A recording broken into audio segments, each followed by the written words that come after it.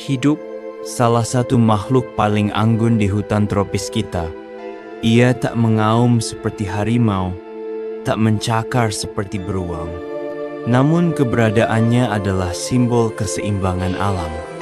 Ia adalah Kijang.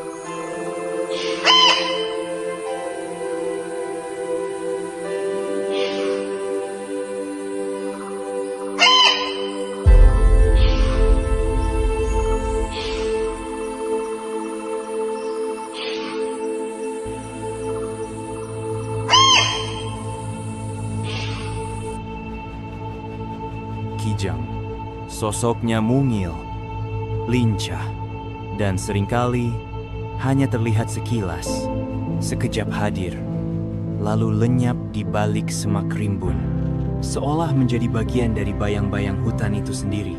Tapi, siapa sebenarnya sang penjelajah sunyi ini?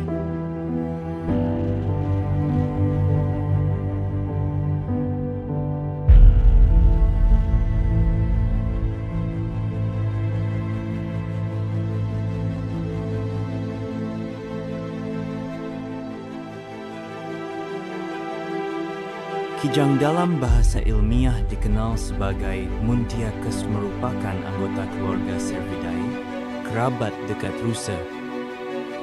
Namun dengan karakter yang sangat berbeda dari rusa besar yang menjulang di padang rumput. Kijang adalah penghuni belantara. Tubuhnya kecil, rata-rata hanya 15 hingga 30 kilogram.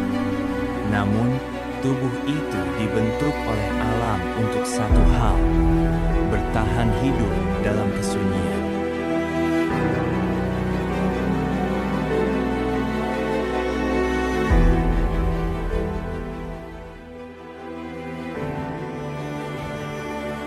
Kijang tersebar luas di kawasan Asia Selatan dan Tenggara, mulai dari India, Tiongkok bagian selatan, Myanmar, Thailand, hingga ke jantung hutan Indonesia.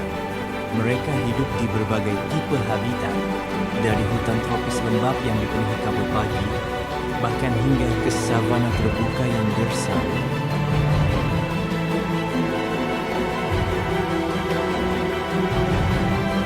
Fleksibilitas habitat ini menunjukkan satu hal: Kijang adalah adaptif.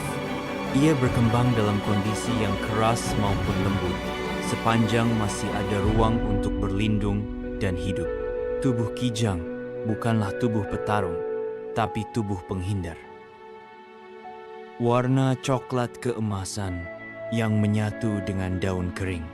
Telinga yang mampu mendeteksi gerakan halus dari jarak jauh. Penciuman yang mengenali bahaya bahkan sebelum terlihat. Jika ia terancam, Kijang tak menyerang. Ia menghilang, melompat cepat menembus celah pohon, meninggalkan pemangsa dalam kebingungan. Sebagai herbivora oportunis, Kijang tidak memilih-milih. Apapun yang bisa dimakan dan tersedia secara alami akan dijadikan santapan. Daun muda, tunas, buah yang jatuh, bahkan jamur yang tumbuh di batang lapuk. Namun dari kebiasaannya ini, muncul peran penting.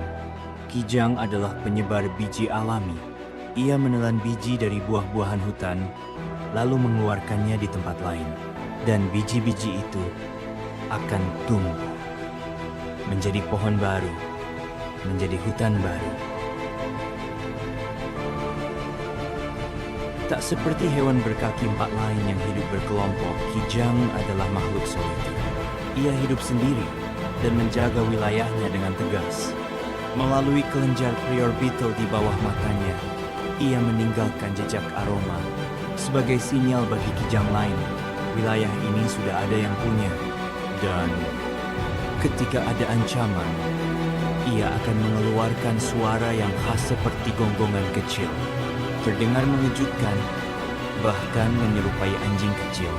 Suara yang mengusir dan memperingatkan.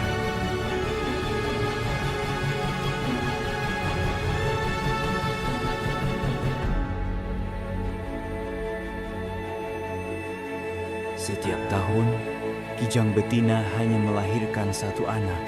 Anak kijang itu lahir mungil, namun dengan kemampuan yang luar biasa. Dalam hitungan jam, ia sudah bisa berdiri.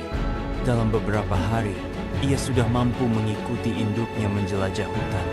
Inilah keajaiban alam, insting bertahan yang lahir sejak napas pertama. Tapi kini, Kijang menghadapi kenyataan yang tak bisa disembunyikan di balik semak. Hutan yang dulu lebat, kini terpotong jalan logging. Rumahnya berubah menjadi kebun industri dan perumahan. Dan ia menjadi buruan bukan karena ancaman, tapi karena daging dan mitos. Kehilangan kijang bukan hanya kehilangan satu spesies.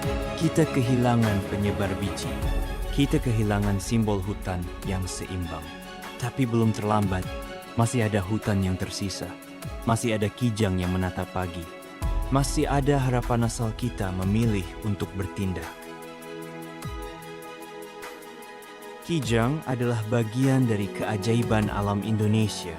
Ia tak bersuara, namun kehadirannya menyuarakan keseimbangan. Mari kita lestarikan hutan, lindungi satwa, agar anggunnya kijang terus menari di rimba Nusantara.